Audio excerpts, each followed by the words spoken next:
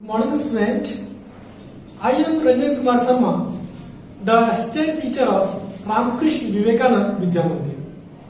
Welcome to my SST class, class 8.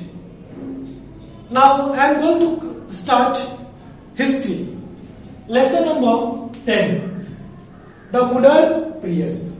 Okay student, the modern period. So firstly, here we know what is the definition of modern period.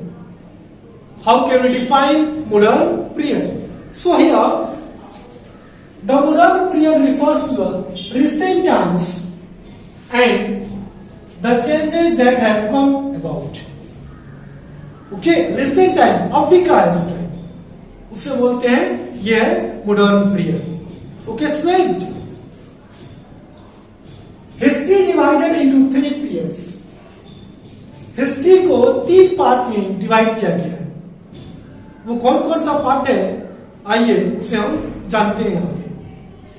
First है the ancient period, second है the medieval period and third है the modern period. Okay student, so now we discuss about first, that is the ancient period. Okay, so ancient period is generally considered to be the period before the 8th century. 8th century के पहले का जो period है उसे ancient period के नाम से जाना जाता है. That's clear? So now second, that is the medieval period. The medieval period is generally considered to be period from 8th century to 18th century. इसे ध्यान दीजिएगा, 8th century to 18th century ये आता है कौन सा पीरियड स्टूडेंट, मेडिवल पीरियड. और 8th century का जो पहले का होगा वो कौन सा आएगा, एंशिएंट पीरियड.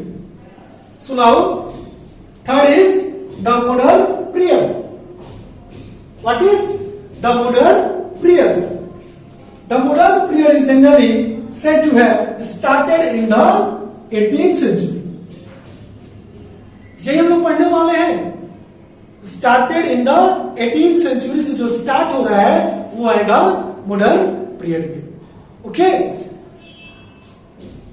अब जानेंगे उसके बाद modern period in Europe. Modern period in Europe. Europe में क्या क्या चीज है. So in this period trade flourished between the European and Arab trades. इस पीरियड में यूरोपियन एंड अरब ट्रेडों के बीच में क्या हुआ, फ्लोरिस्ट हुआ, ट्रेडिंग फ्लोरिस्ट हुआ इन लोगों के बीच में. So here the trade help in the growth of large city. और इस व्यापारियों ने क्या किया, ट्रेडरों ने क्या किया, क्या हेल्प में मदद किया, growth of large city. Okay, अब जानेंगे ये ट्रेडिंग हुआ, इसके बाद कुछ ना कुछ इन्वेंशन होगा. इन्वेंशन, कोई भी चीज का इन्वेंशन होने का बहुत सारा रीजन होता है.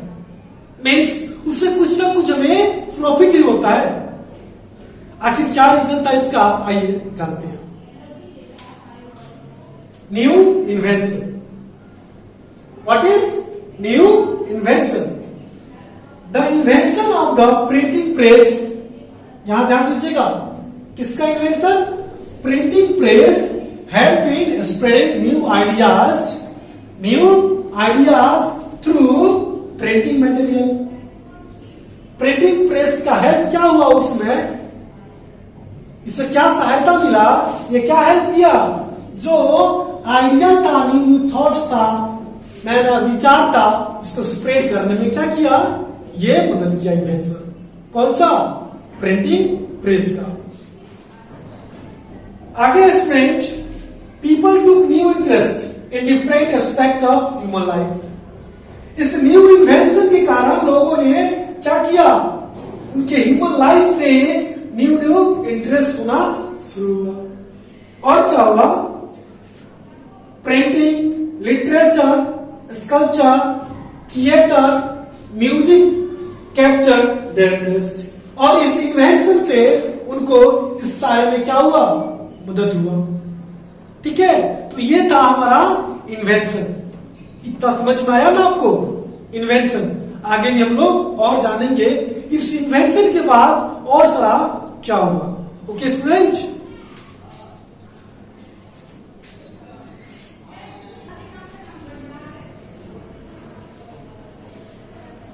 सो नाउ इन्वेंशन के बाद ये जानेंगे वोएजेस, मेन समुद्री यात्रा। तो कौन कौन से थे?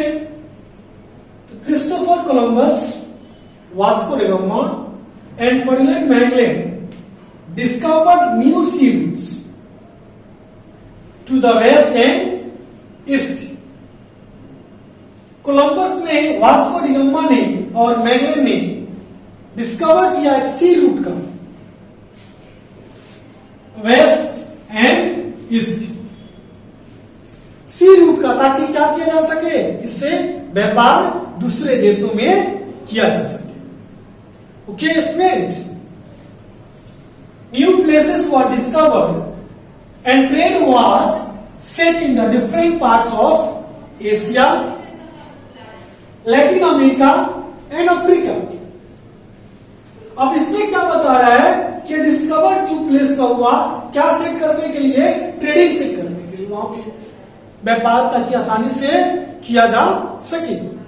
ओके स्टूडेंट, सुनाओ, देखिए इसे हम एक दूसरे से रिलेटिव करेंगे, रिलेट करने के बाद ही समझ में आएगा।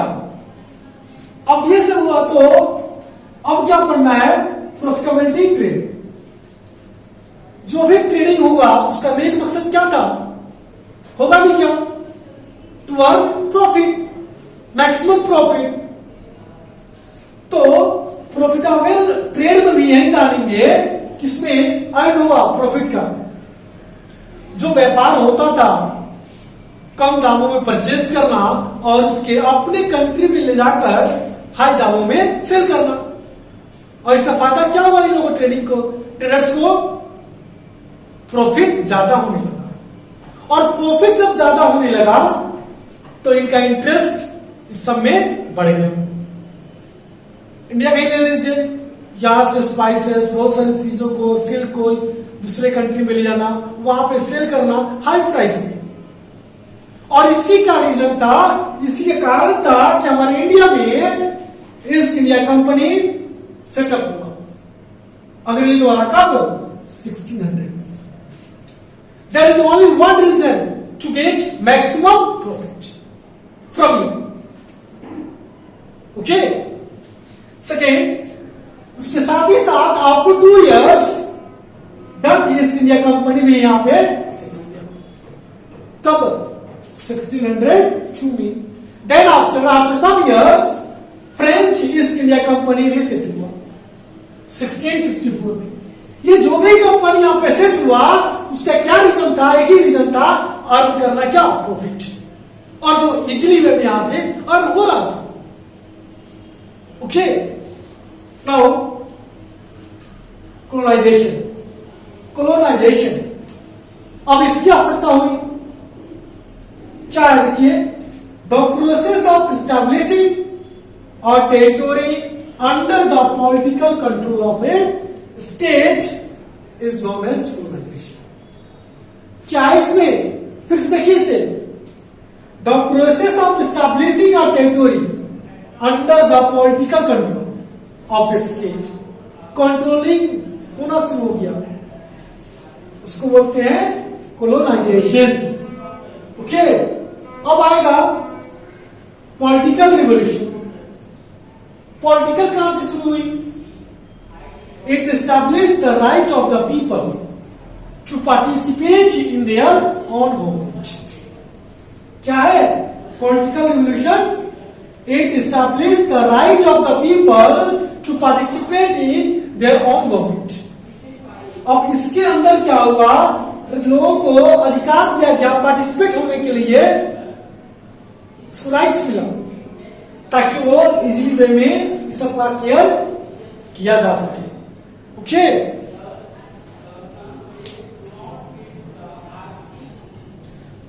so now discuss about industrial revolution. This is very important. Industrial revolution. Okay, the new lands provided new raw materials and ready market to buy the product. Okay, so the value of production of finished goods needed to be increased to meet the unprecedented demand. आखिर इसका industrial revolution का reason क्या है? अचानक demand बढ़ जाना, अचानक goods का डिमांड बढ़ जाना, increase demand for goods.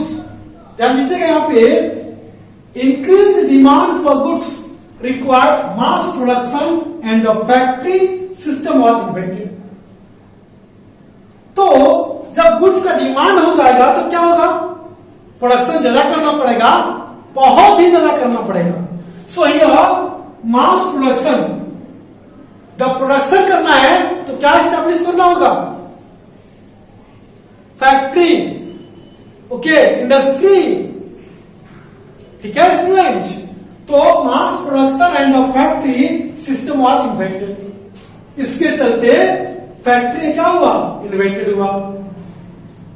New machines was installed in the factories and the production was increased. उसके लिए क्या हुआ? न्यू मशीन इंस्टॉल किया गया, कहां पे? फैक्ट्री में। Then after production was increase, production क्या हुआ? इंक्रीज होना शुरू हो गया। ध्यान दीजिए यहां पे, the wide spread use of machines and factories. I repeat again, the widespread use of machines and factories came to be called the Industrial Revolution. The Industrial Revolution.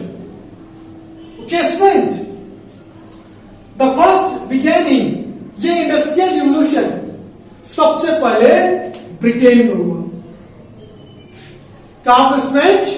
Britain में। Then after slowly spread in Italy, Portugal, France, Germany and Russia. बाद में Britain में होने के बाद धीरे धीरे और भी कंट्री में ये इंडस्ट्रियल रिवोल्यूशन स्टैब्लिश होना शुरू हुआ। ओके, तो this was our lesson 10, the modern period. I hope you enjoy with my teaching service. So this is your homework. Please read book and then make your notebook. I have already provided you lesson number 10 PDF. इसका answer question आपको मिल ही चुका होगा, तो आप इसका answer question भी क्या करेंगे? बनाएंगे।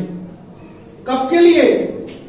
Whenever your school will open, then आपको पता है क्या होने वाला है, इसका टेस्ट भी लिया जाएगा। So I hope, thank you for watching my video.